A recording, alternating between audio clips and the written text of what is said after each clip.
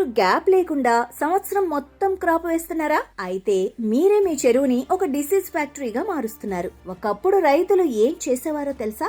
ఏడాదికి 1 లేదా 2 పంటలు మాత్రమే వేసేవారు. హార్వెస్ట్ అయ్యాక చెరువుని పూర్తిగా ఎండబెట్టి 4 నెలల గ్యాప్ ఇచ్చేవారు. అందుకే అప్పుడు వైరస్ లోడ్ తగ్గి రైతులు సక్సెస్ అయ్యేవారు. కానీ ఇప్పుడు ఆఫ్ సీజన్ ధర కోసం కంటిన్యూస్ గా సాగు చేస్తున్నారు. దీనివల్ల చెరువు అస్సలు ఎండట్లేదు. అదే నీరు, అదే మట్టి, వైరస్ కు అస్సలు రెస్ట్ దొరకట్లేదు. దాంతో డిసీజ్ కూడా కంటిన్యూస్ గా పెరుగుతూనే ఉంది. వైట్ స్పాట్ లాంటి వైరస్ లు ఒక్కసారి డెవలప్ అయితే ఆ ప్రాంతం మొత్తం పాకుతాయి. మీరు గ్యాప్ ఇవ్వకపోతే వైరస్ క్యారియర్స్ చావదు సరికదా? వాటికి మీరు బ్రతకటానికి పర్ఫెక్ట్ ఎన్విరాన్మెంట్ ఇస్తున్నారు. గుర్తుంచుకోండి, ఈ సీజన్ తర్వాత మీ చెరువుకి రెస్ట్ ఇవ్వండి, ఎండబెట్టండి. ఇదే మీ నెక్స్ట్ క్రాప్ ని సేఫ్ చేసే ఫస్ట్ స్టెప్. మరి మీరు మీ చెరువుకి గ్యాప్ ఇస్తున్నారా? కింద కామెంట్ లో చెప్పండి.